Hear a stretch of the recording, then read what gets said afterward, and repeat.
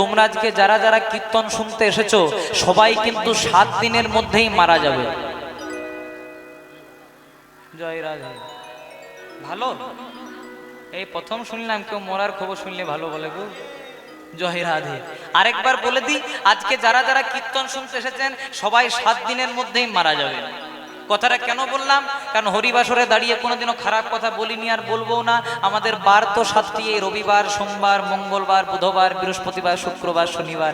আপনি 80 বছরেই মারা যান, আপনি 50 বছরেই মারা যান, আপনি 30 বছরেই মারা যান, এই 7টা দিনের মধ্যে ঘোরাঘুরি করতে হবে। তাই তো মহাজন বলেন, রইবি যদি সামনেই চল, সামনে গেলে তোর মঙ্গল হবে, মঙ্গল হলে তোর বুদ্ধি বাড়বে, বুদ্ধি বাড়লে টাকা পয়সা আসবে, টাকা পয়সা এলে সুখ হবে, আর সুখে যদি গোবিন্দকে ভুলে যাস তাহলে রাহু তোরে গ্রাস করবে।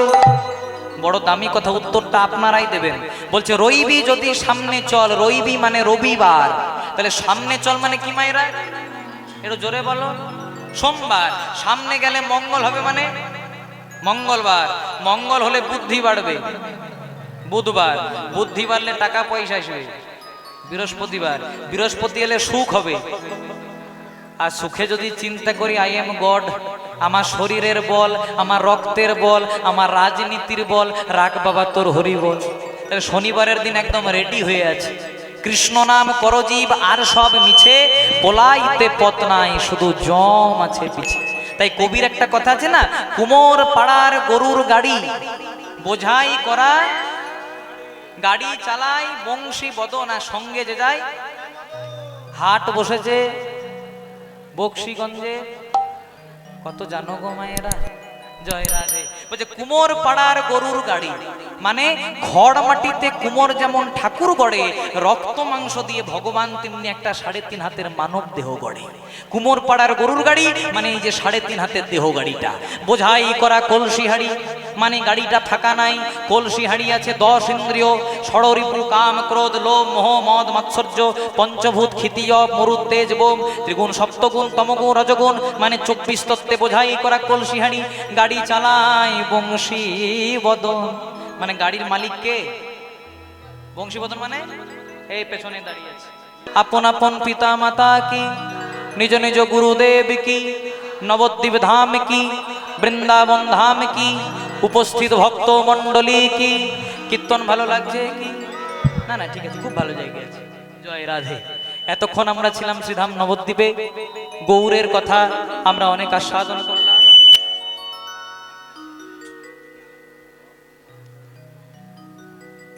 ঠিক আছে, আপনিও চেষ্টা করুন, আমিও চেষ্টা করি, এই করলেই হবে। জয় রাধে, হয়ে যাবে, চিন্তা নেই। হ্যাঁ, চেষ্টার কোনো শেষ নাই বাবা, একদম আজীবন চেষ্টা করেই যাচ্ছি শুধু। হরে কৃষ্ণ। এতক্ষণ আমরা ছিলাম নবদ্বীপে,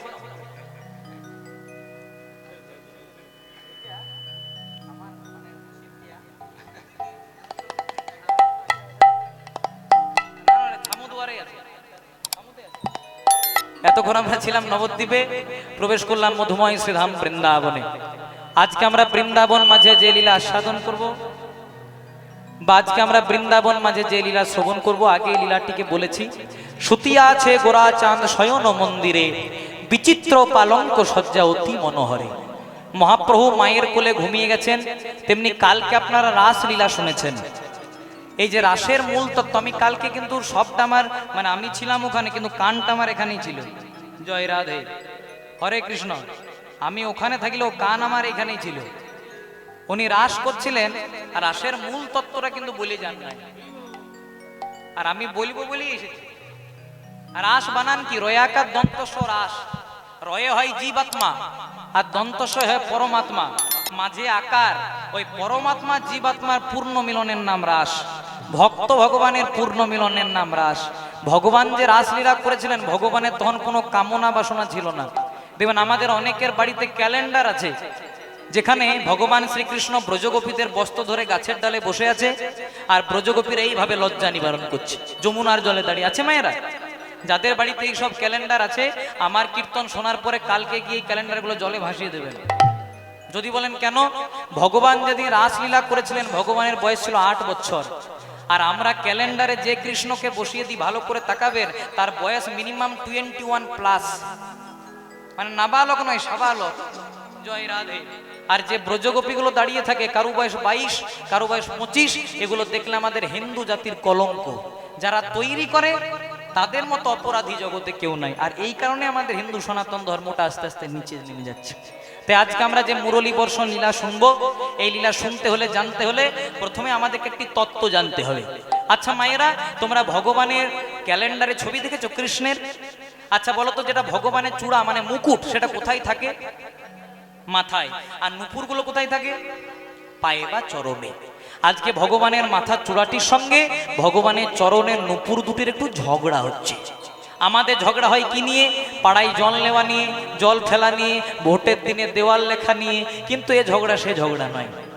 এই ঝগড়া শ্রবণ করতে পারলে আমাদের মানব জনমটা ধন্য হয়ে যায়। কেমন ভাবে ঝগড়াটা হচ্ছে একটু ভালো করে শুনুন। ভগবান শ্রীকৃষ্ণের মাথার চূড়াটি ভগবান শ্রীকৃষ্ণের চরণের নুপুর দুটিকে বলছে, ওরে নুপুর রে, সবাই বলে জগৎগুরু কৃষ্ণ, সবাই বলে সবার উপরে কৃষ্ণ, আর আমি আবার তার ওই উপরে। কথাটা খারাপ বলে নাই মা। মুকুট কোথায় থাকে? মাথায়। তাই ওই মুকুট চূড়া বলছে, নুপুর তুইও গোবিন্দের অঙ্গে আর আমিও গোবিন্দের অঙ্গে, কিন্তু তুই বড় নিচে রে। কারণ সবাই বলে জগৎগুরু কৃষ্ণ, সবাই বলে সবার উপরে কৃষ্ণ, আর আমি গোবিন্দের মাথায়, মানে আমি গোবিন্দের উপরে। অহংকার হয়ে গেছে। কিন্তু অহংকারে সব মেলে, গোবিন্দ মেলে না। নুপুর চূড়াকে বলছে, চূড়া তুই ঠিকই বলেছিস, তুই ওপরে আছিস, ভালো আছিস, আমি নিচে আছি, ভালো আছি, আমি বাবা এখানেই থাকতে চাই। বলছে কেন? যারা উপরে থাকে তাদেরই তো পড়ে যাওয়ার ভয় থাকে রে, আর যারা উপরেই থাকে না তাদের কি পড়ে যাওয়ার ভয় থাকে? তাই আমি উপরে আছি, ভালো আছি, তুই ওপর থেকে দাঁড়িয়ে আমাকে একটাই আশীর্বাদ কর।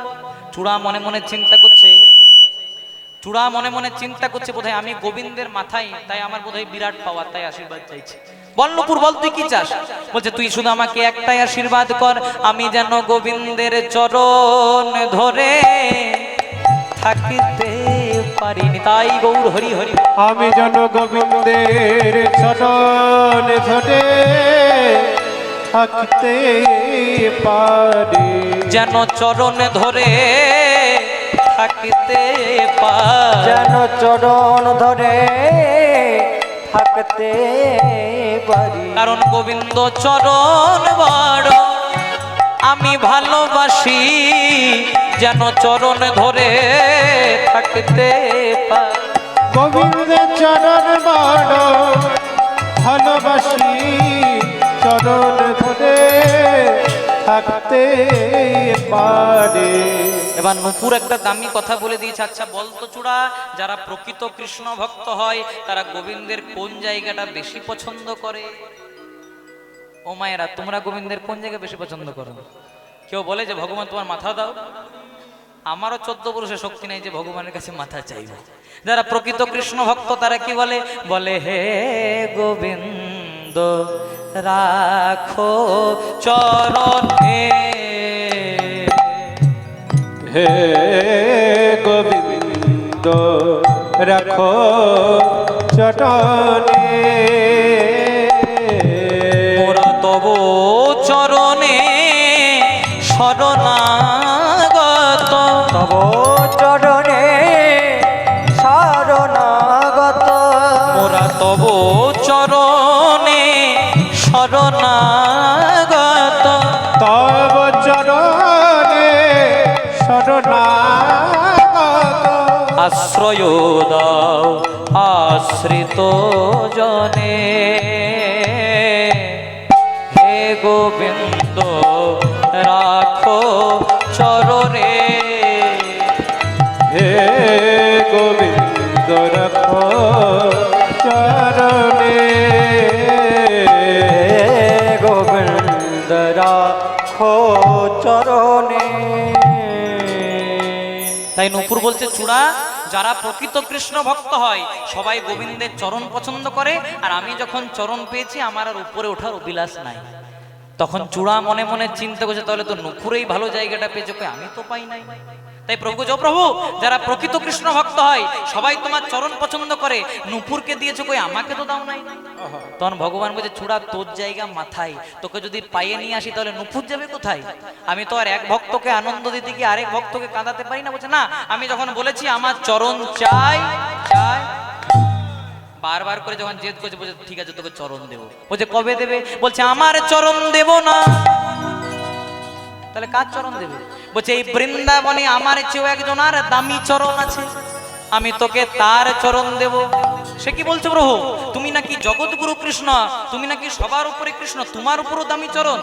চূড়া আজকে ভগবান বলছে চূড়া তুই কিছুই জানিস না, বাবার যেমন বাবা থাকে রে, গুরুর যেমন গুরু থাকে রে, তেমনি হয়তো আমি জগৎগুরু কৃষ্ণ, কিন্তু আমার প্রেমের গুরু শ্রীমতী রাধা ঠাকুরানী। তাই দেব আমি তোকে রাধারানীর চরণ দেবো। বলছে কবে দেবে? বলছে কবে দেবো জানিস? যেদিন রাধারানী মান করবে।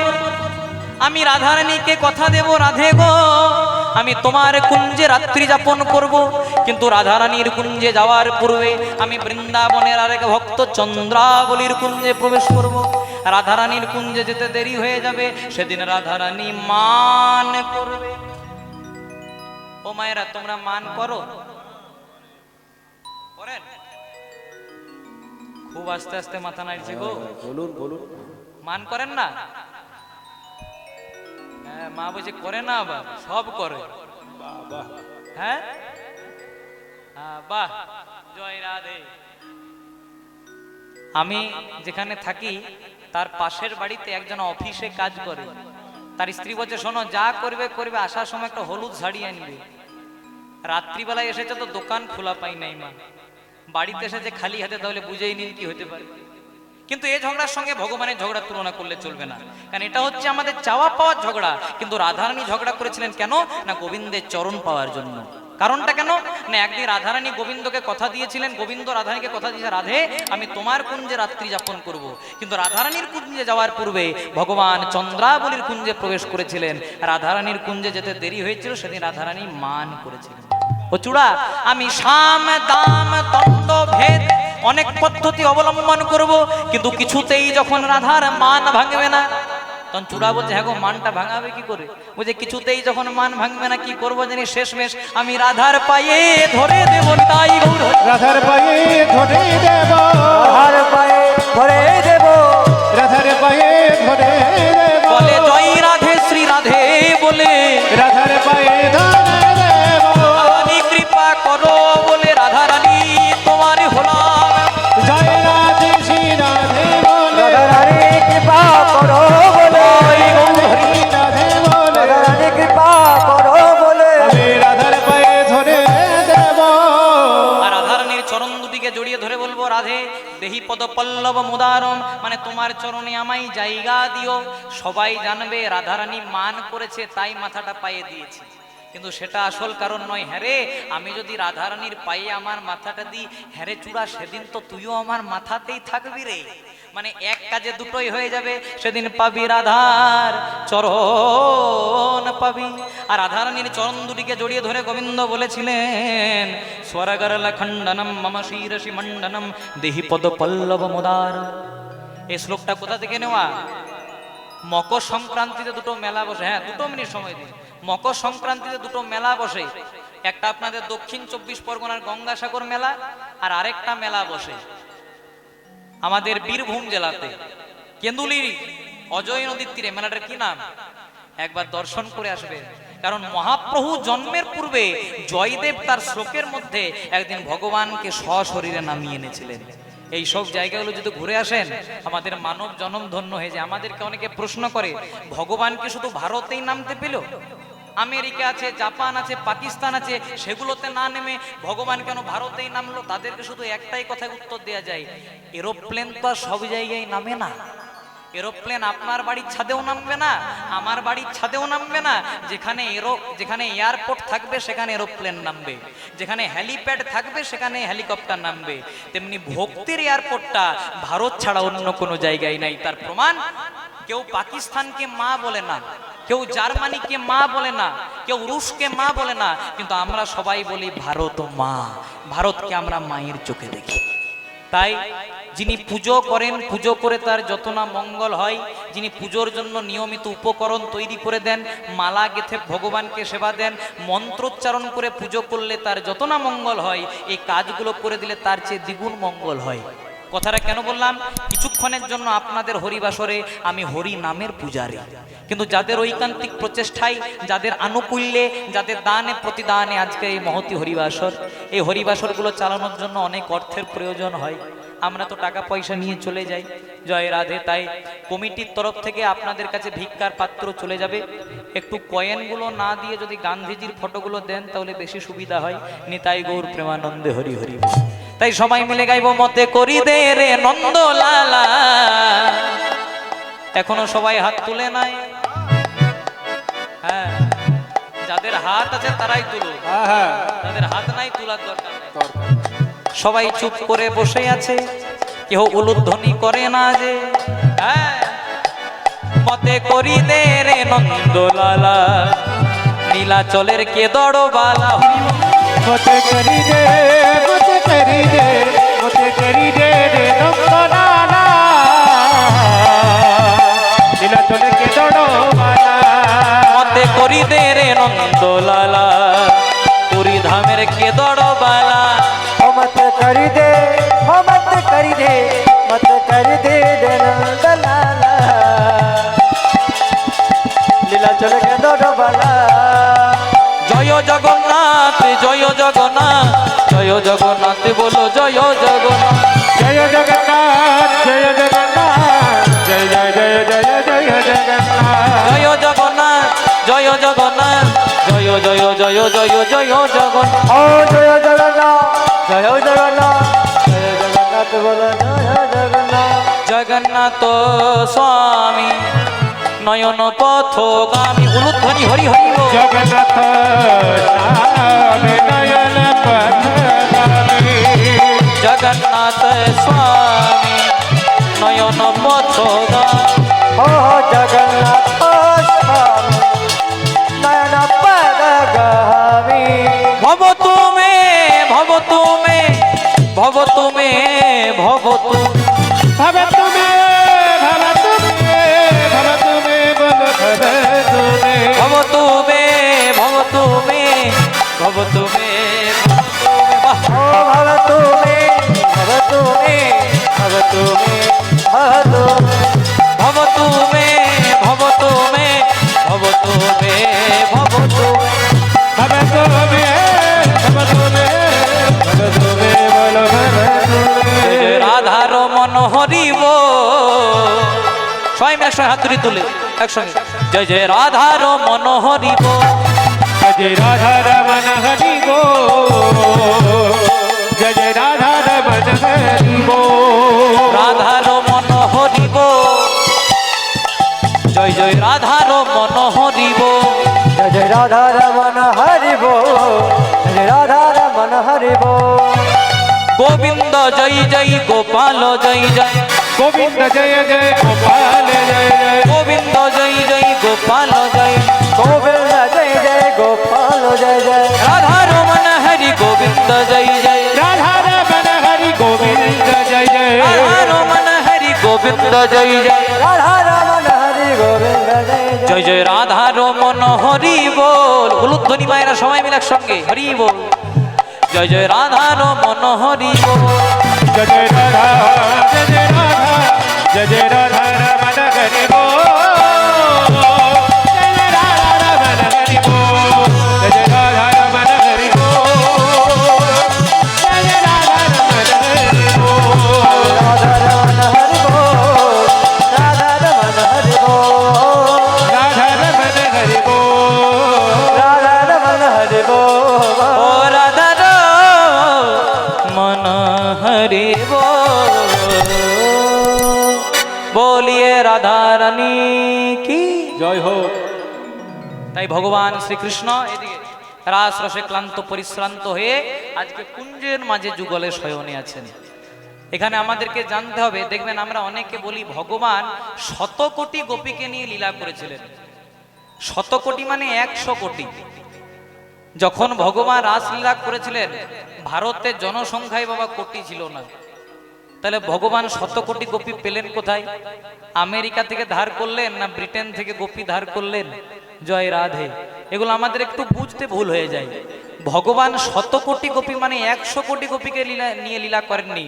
ভগবান করেছিলেন শত কোটি গোপীকে নিয়ে, যারা নিত্য নিত্য সৎ চিন্তায় ভগবানের চিন্তায় থাকে, সেই সব গোপীকে নিয়ে ভগবান রাসলীলা করেছিলেন। তাই গৌর প্রেমানন্দে হরি বল। তাই ভগবান আজকে রাস রসে ক্লান্ত পরিশ্রান্ত হয়ে দুই দুই গোপীর মাঝে এক এক নাগর হয়ে নৃত্য করেছেন। ভগবানের সর্বশ্রেষ্ঠ লীলা রাসলীলা জগমাঝে প্রচার করেছেন। আজকে ভগবান রাধারানীর আলোয়ে ঘুমিয়ে পড়েছেন। আর সেই ঘুমানোর দশা দেখে পদকর্তা মহাজন কলম দিলেন, বলেন নাগরের ভুজ শিথান করেছে, ওইটা নাগরের ভোজা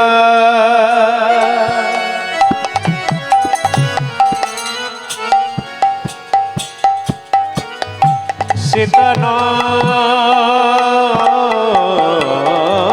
করিছে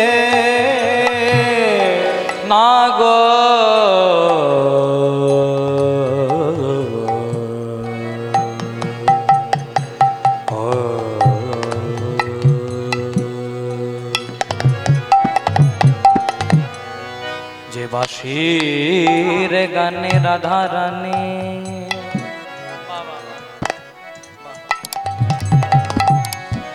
পাগলিনে পাগলিনে হয়ে যায় গো,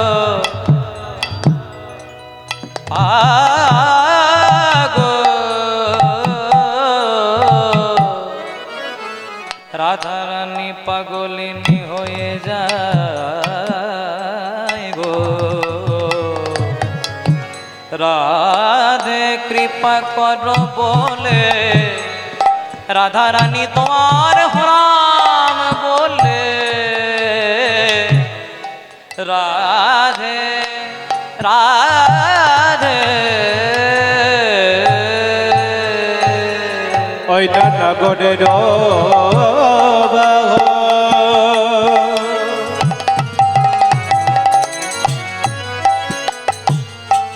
শীতন ঘটিছে বিধান বসন ভূষা, ওই না নাগরের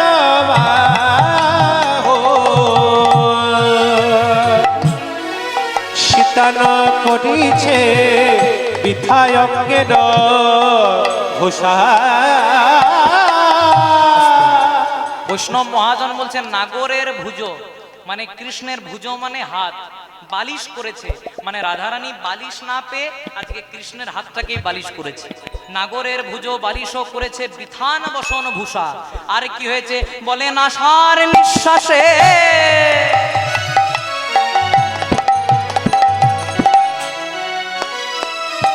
আবার নাসার নিঃশ্বাসে বলে বেসর দুলিছে, হাসি খানি তাহে মে নিঃশ্বাসে বেসর তুলিছে, হাসি খানি তাকে নাসার নিঃশ্বাসে বেসর তুলিছে, হাসি খানি তাকে বলে মনে হয় ধনী এই ঘুমালো, মনে হয় ধনী এই ঘুমালো, বলে মনে হয় রাধারানী এতকাল জেগেছিল এতকাল ঘুমাই নাই এই ঘুমালো, মনে হয় ধনী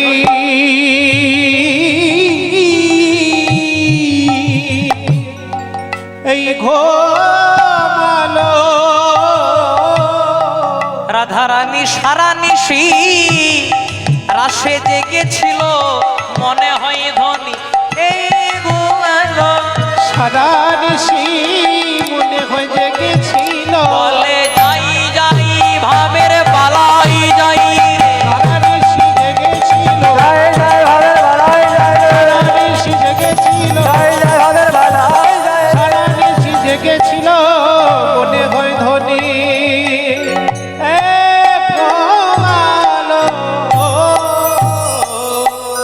সাগরের ভোজ শিথান করেছে বিথান বসন ভূষা নাসার নিঃশ্বাসে বেসর দুলিছে হাসি খানি তাহে মেশা গো হাসি খানি তাহে মেশা হাসি খানি তাহে মেশা। দিন প্রাণ গোবিন্দ রাধারানীকে বললে, রাধে তুমি যে বৃন্দাবনের পথে পথে ঘুরে বেড়াও, সবাই তো তোমার দিকে আঙ্গুল তুলে দেখিয়ে দেয় তুমি নাকি কৃষ্ণ কলঙ্কিনী। তা হ্যাঁ গো রাধে, সবাই যে তোমাকে কৃষ্ণ কলঙ্কিনী বলে, তোমার দুঃখ হয় না, তোমার কষ্ট হয় না, তোমার যন্ত্রণা হয় না? রাধারানী বলছে, বধূ কলঙ্ক কি আমার এক জন্মের? যখন থেকে তোমাকে ভালোবেসেছি জন্ম জন্মান্তরে আমাকে শুধু কলঙ্কই সহ্য করতে হচ্ছে। বলছে কি কি কলঙ্ক? সত্য যুগে ছিলাম আমি সত্য নারায়ণী, দুর্বাসা মুনির অভিশাপে হলাম মর্তবাসিনী। মানে আমি ছিলাম লক্ষ্মী, দুর্বাসা মুনি এমন অভিশাপ দিল নারায়ণকে ছেড়ে মর্তে নেমে আসতে হলো সত্য যুগে। ত্রেতা যুগে আমি হলাম রামচন্দ্রের ঘরণী। রামচন্দ্রের ঘরণী মানে কে গো মায়েরা? সীতা। কই কই অভিশাপে হলাম বনচারিণী, মানে কই কই এমন অভিশাপ দিল রাম তো বনে গেল, সঙ্গে আবার আমাকেও নিয়ে গেল।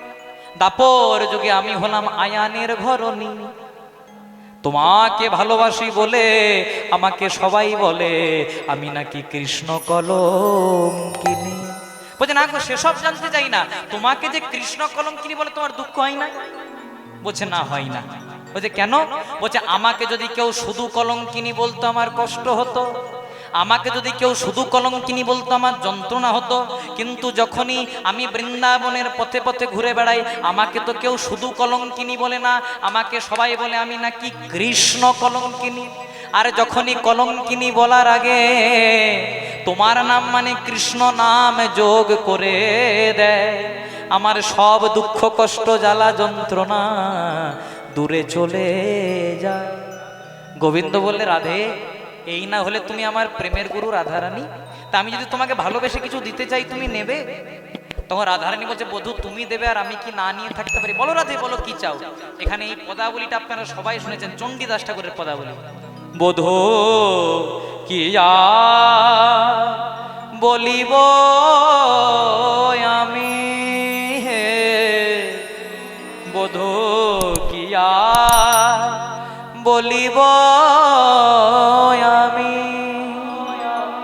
আমার জীবনে মরণে জনমে জনমে শুধু প্রাণনাথ হয় তুমি বধূ কি আর বলিব আমি।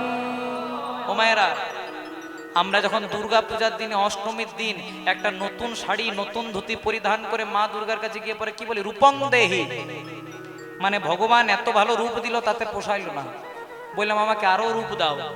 তারপর বললাম ধনং দেহি, ভগবান তুমি যে টাকা পয়সা দিয়েছো তো আমার কুলোই নাই প্রভু, আমাকে এত টাকা পয়সা দাও যেন চক আতাউল্লাহ গ্রামে আমি 1 নম্বর বড় লোক হতে পারি। ভগবানকে গিয়ে শুধু দাও দাও দাও দাও দাও বললাম, কিন্তু ভগবানের নিয়ে ভাবলাম না, শুধু পতিত হয়ে মাটিতে পড়ে রইলাম। দিন থাকিতে দিনের মর্ম আমরা বুঝলাম না, সময় বহিয়া যায় নদীর স্রোতের প্রায়, সোনার ঘড়ির কাঁটাটি বলে টিক টিক টিক। প্রত্যেকটা সেকেন্ড আমরা মৃত্যুর দিকে এগিয়ে চলেছি মা, কিন্তু তাও ভগবানের নাম আমরা মুখে নিচ্ছি না। আমরা সবাই জানি যে শেষের দিনে হরি নাম ছাড়া সাথে কিছু যাবে না, তথাপি আমরা শুধু মায়া সংসারে ঘুরে বেড়াচ্ছি বাবা। আপনারা সবাই নাম শুনেছে রামকৃষ্ণ পরমহংসদেব, আপনাদের এই বেলুড় মঠ দক্ষিণেশ্বরের মন্দির যেটাকে জাগ্রত করে তুলেছিলেন। আর রামকৃষ্ণ ঠাকুরের ছোটবেলার নাম ছিল গদাধর। বাবার সঙ্গে ভোজ বাড়িতে ভোজ খেতে গেছে, আর যে ভোজের শেষে সবাইকে আম দিচ্ছে বাবা, ঠাকুরকে আম দিয়েছে, বাবাকেও আম দিয়েছে।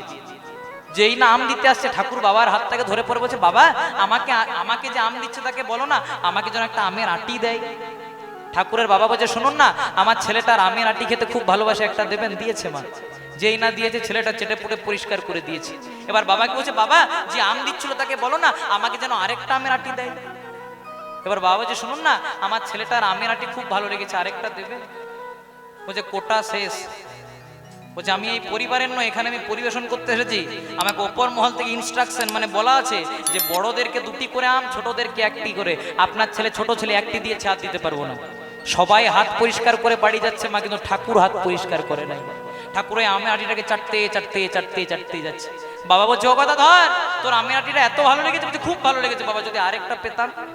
এবার বাবা সংস্কার দেখুন, বলছে লোভ করতে নেই খোকা। ছেলেটার হাতটাকে ধরে বাগান বাড়িতে নিয়ে এসেছে, একটু মাটি কুড়ে দিয়েছে। বলছে নে এবার ওই আমের আটিটা এখানে দিয়ে দে। দিয়েছে, মাটি চাপা দিয়ে দিয়েছে। বলছে প্রত্যেক দিন জল দিবি, আর যেন ছাগল গরুতে না খেয়ে দেয় তাই বাবা একটা বেড়া দিয়ে দিয়েছে। মানে কামনা বাসনা রূপী ছাগল গরুতে যেন না খেয়ে দেয়, ভগবান ভক্তি রূপী বেড়া দিয়ে দিয়েছে। এবার খেপা ঠাকুর রামকৃষ্ণ প্রত্যেক দিন জল দেয়। যত জল দেয় বাবা ঠাকুরও বাড়ে, আমের গাছও বাড়ে, আমের গাছও বাড়ে, ঠাকুরও বাড়ে। এক সময় গাছটা অনেক বড় হয়ে গেছে, এখন আর আমের অভাব নাই। এখন সকালেও আম, দুপুরেও আম, রাত্রেও আম, ভাতেও আম, মুড়িতেও আম, রুটিতেও আম। একদিন খেপা ঠাকুর রামকৃষ্ণ গাছের ডালে বসে বসে আম খাচ্ছে, আর বাবা নিজে দিক দিয়ে পেরিয়ে যাচ্ছে। বাবা চৌকাতা ধর, তোর আর আমের অভাব হয়? তখন ছেলেটা বলছে বাবা আম গাছটাই আমার। কত সুন্দর কথা, আম গাছটাই আমার, তাহলে কি আমের অভাব হবে? কথাটা কেন বললাম? আম গাছটা নিজের হলে যেমন আমের কোনো অভাব হয় না, তেমনি যদি কেউ পরমানন্দ গোবিন্দকে একবার নিজের করে নেয়, তার আর অন্য কোনো ধনের প্রয়োজন হয় না। তাই গৌর প্রেমানন্দ হরি। তাই তোমারও চরণে আমারও পরাণে আমি বাঁধিলাম প্রেমের ফাঁসি। তোমার চরণে আমার পরাণে বাঁধিলাম প্রেমের ফাঁসি। আমি সব সমর্পিয়া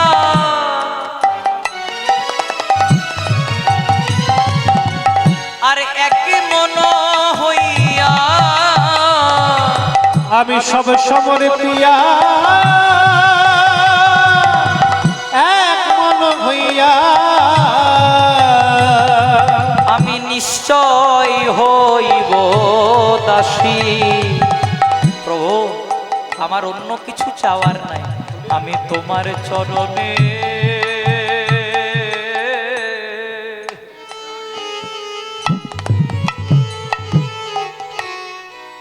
আমি তোমার চরণের দাসী হব। প্রভু হে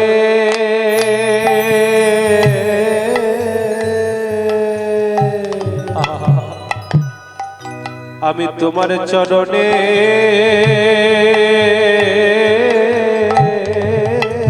হরি বল হরি বল দাসী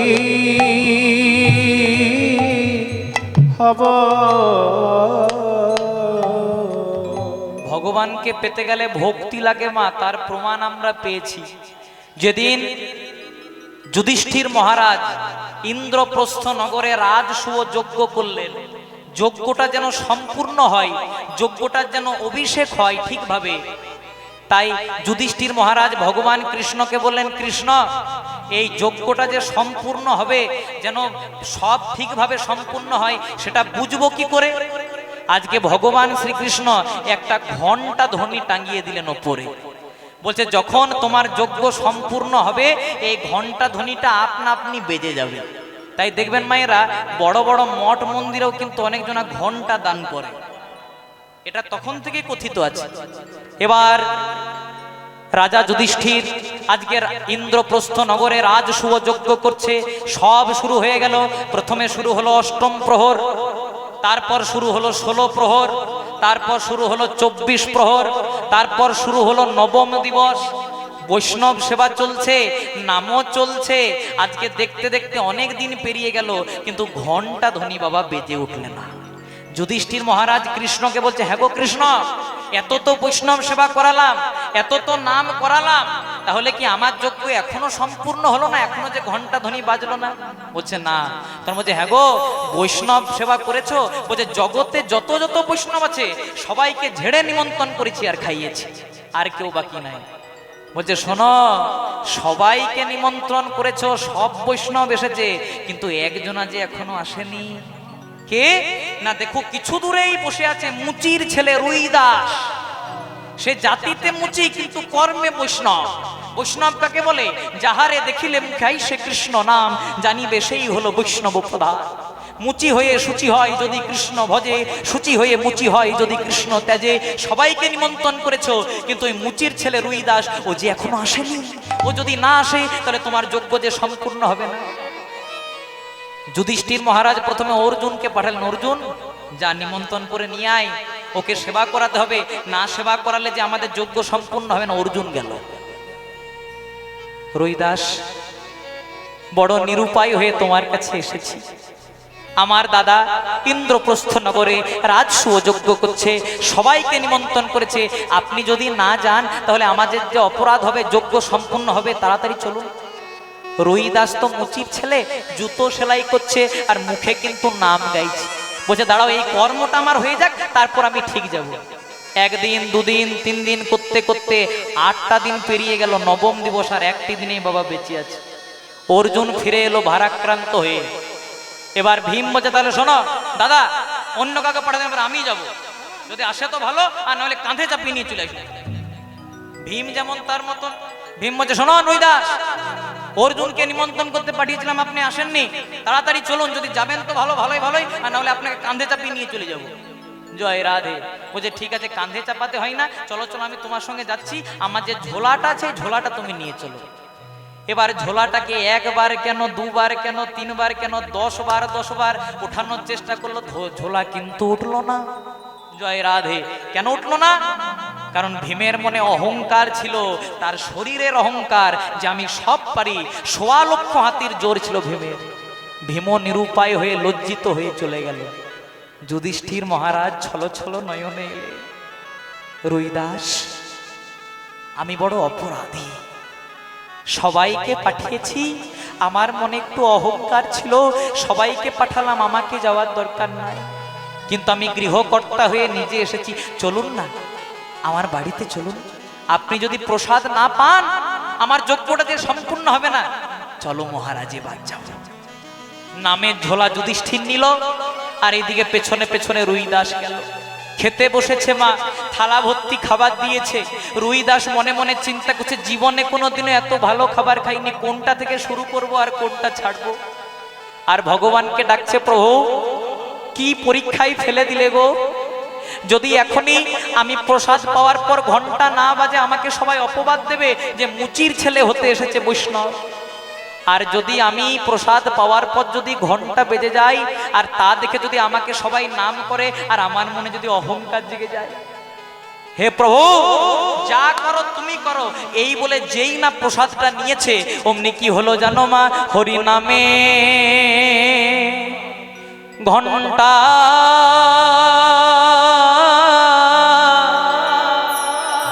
হরি নামের ঘন্টা বেজেও উঠিল। নিতাই গৌর হরি হরি নামের ঘন্টা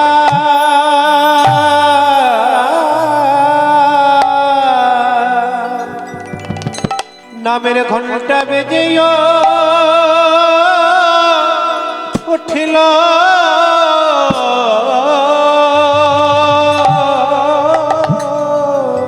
কারণ বৈষ্ণব সেবা,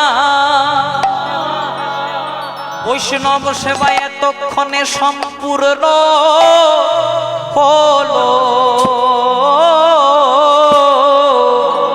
ওই না নামের ঘন্টা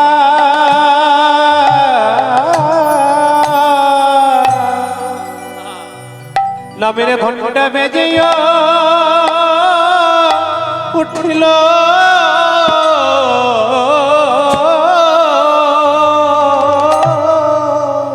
বলে কৃষ্ণ কৃপা, কৃষ্ণ কৃপা করো বলে, বলে নামের ঘন্টা হরি নামের ঘন্টা বেজেও উঠিল। হা কৃষ্ণ কৃপা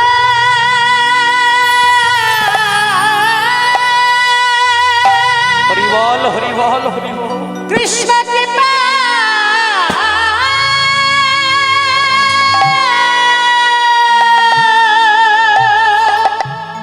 কৃপা করে বলে বলি হরি দাদা বলি হরি।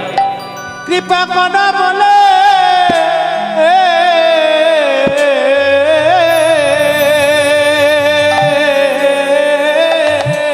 ওগো হরি নামের ঘন